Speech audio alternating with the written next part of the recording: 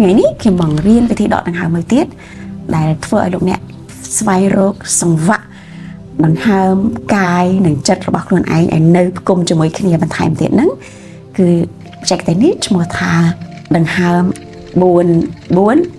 2មានន័យថាម៉េចដកចូលរាប់4ទប់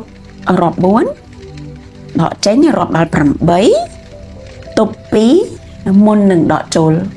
ឡើងវិញលើកនេះខ្ញុំសូមឲ្យលោកអ្នកដកដង្ហើមចេញវែងជាងមុនពីព្រោះលោកអ្នកនឹងទទួលបានការសម្រាកជ្រាលជ្រៅជាងដង្ហើមមុនប្រព័ន្ធមួយរបស់ខួរក្បាលគេហៅប្រព័ន្ធ parasympathetic ហ្នឹងគឺវាបានសម្រាកនៅពេលដែលយើងអាចដកដង្ហើមបញ្ចេញវែងតោះធ្វើជាមួយគ្នា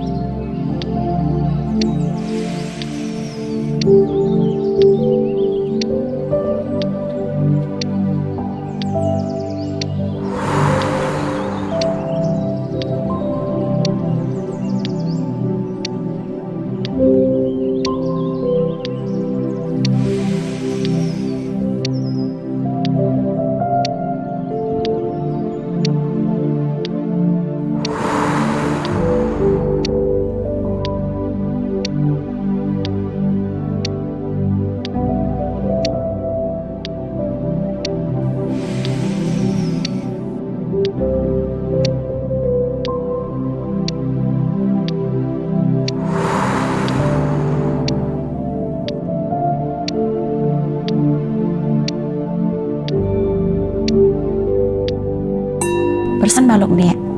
អនុវត្តញឹកញាប់មានទំនុកចិត្តហើយលោកអ្នកអាច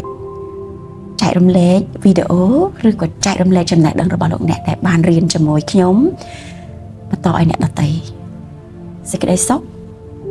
សុខភាពជាការចែករំលែកអរគុណ